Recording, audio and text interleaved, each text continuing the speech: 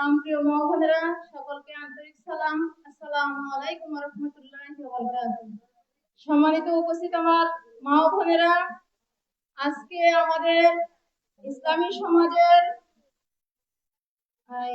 রমজান মাসে, পবিত্র রমজান মাসের আল কোরআন নাজিলের উদ্দেশ্য এবং তা বাস্তবায়নের উপায় বিষয়ে আলোচনা সভা ও ইফতার মাহফিল। সম্মানিত উপস্থিত আমার মা বোনেরা, বিষয় থেকে আমরা বুঝতে পারলাম এই পবিত্র মাসে আল কোরআন নাজিল হয়েছে। এই পবিত্র রমজান মাস কেন হলো? এই পবিত্র রমজান মাসে আল কোরআন নাজিল হওয়ার কারণে এই পবিত্র রমজান মাস হয়েছে। পবিত্র রমজান মাসে আল কোরআন নাজিলের উদ্দেশ্যই হচ্ছে মানব জাতির হেদায়েতের জন্য। বাংলাদেশ সহ সারা বিশ্বের সকল মানুষ হেদায়েত লাভ করার জন্য এই পবিত্র রমজান মাসে আল কোরআন নাজিল হয়েছে। পবিত্র রমজান মাস থেকে আমরা কি ব্যর্থহীন শিক্ষা নিতে হবে? আগামী বাকি 11 মাস পর্যন্ত, রমজান আসার আগ পর্যন্ত এই ব্যর্থহীন শিক্ষায় আমরা নিজেদেরকে পরিচালনা করতে হবে এবং জাতির মানুষকে পরিচালিত করতে হবে। সম্মানিত উপস্থিত আমার মা বোনেরা, এখন আমরা জানি মানব জাতির কি, মানব জাতির পরিচয়টা কি, মানুষ কেন আল্লাহ রাব্বুল আলামিন দুনিয়াতে পাঠাইলেন। মানুষের মৌলিক পরিচয় মূলত 3টা। 1 নাম্বার, মানুষের পরিচয় হচ্ছে মানুষ 18,000 মাখলুকাতের মধ্যে শ্রেষ্ঠ সৃষ্টি, শ্রেষ্ঠ জীব। 2 নাম্বার পরিচয় হচ্ছে আদম এবং হাওয়া আলাইহিস সালাম থেকে এই পর্যন্ত শুরু করে যত নরনারী আসছে এবং যত নরনারী এই দুনিয়া থেকে চিরবিদায় গ্রহণ করেছে, ভবিষ্যতে যত নরনারী আসবে, সকলেই আমরা একটা পরিবারের লোক।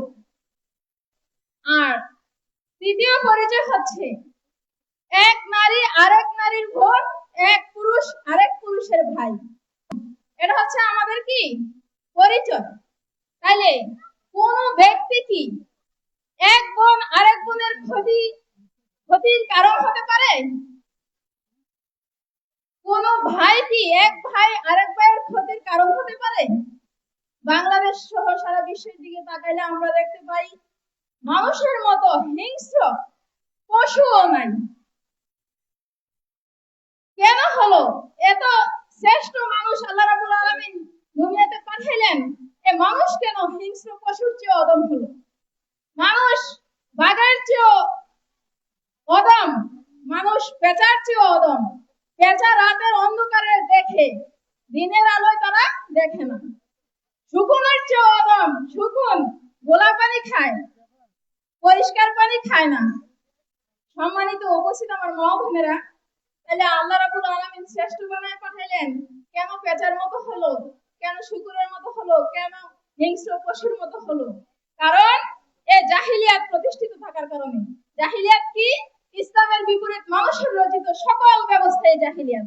যেমন বাংলাদেশ গণতন্ত্র, সৌদি রাজতন্ত্র, এইসব তন্ত্রমন্ত্র থাকার কারণে মানুষ আজকে এক ভাই আরেক ভাইয়ের শত্রু, এক বোন আরেক বোনের শত্রু।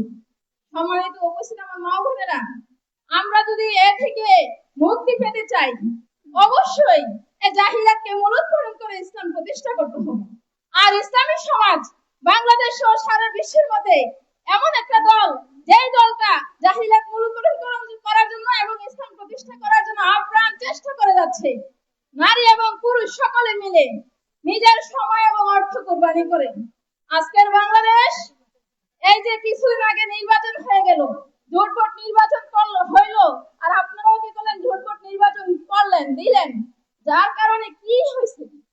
আপনি ক্ষুধার্ত বিড়ালের কাছে শুটকি রোদে দিচ্ছেন, দিয়ে আবার এই বিড়ালকে পাহারাদার বানিয়েছেন।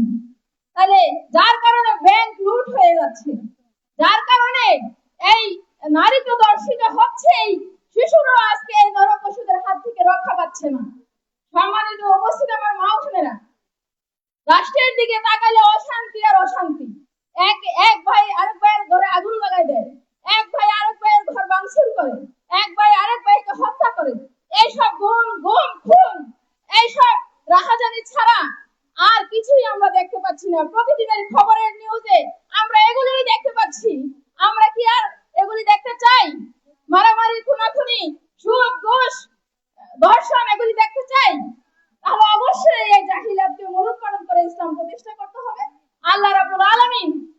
আমাদেরকে সেই তৌফিক এবং যোগ্যতা দান করুন এবং ইসলামী সমাজের আমির সাহেব অক্লান্ত পরিশ্রম করে যাচ্ছে ইসলাম প্রতিষ্ঠার জন্য।